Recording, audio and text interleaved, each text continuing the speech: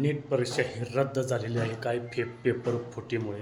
कारण ही पेपर प्रश्नपत्रिका जी आहे ना ते लीक झाल्यामुळे ते नीटची परीक्षा आहे ना ते रद्द केलेली आहे. तर विद्यार्थ्याच्या मनात असंख्य असे प्रश्न असतात की पुन्हा अर्ज करावा लागणार का, पुन्हा फी भरावी लागणार का, हेच तुम्हाला आजच्या शॉर्ट व्हिडिओमध्ये सांगणार आहे. तर नमस्कार, मी हरिदास पवार. नीट परीक्षा रद्द झाली तर आता पुढे काय करायचं, तर पुन्हा अर्ज करावा लागणार आहे का, तर हा अर्ज पुन्हा करायची काही गरज नाही.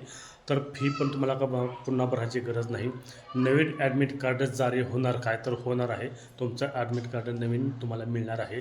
तर तेच परीक्षा केंद्र मिळेल काय, त्याची काय शक्यता आणखीन तर काय नाही.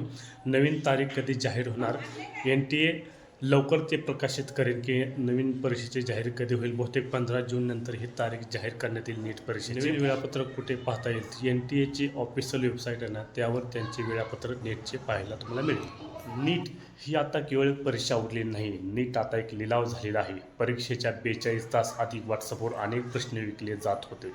22 लाखाहून अधिक मुलांनी वर्षभर रात्रीचा दिवस करून अभ्यास केला, रक्ताचं पाणी केलं आणि एका रात्री त्यांचा भविष्यकाळ बाजारात उघडपणे लिलावात काढला गेला.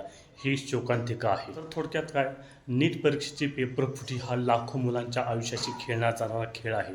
त्यांचा आत्मविश्वास पूर्णपणे खच्चीकरण केले जात आहे. कोणत्याही सरकारी यंत्रणेने ही पेपरफुटी शोधून काढली नाही. खुद्द विद्यार्थ्यांनी सरकारला साबित केले. ही व्यवस्था इतकी दयनीय आहे.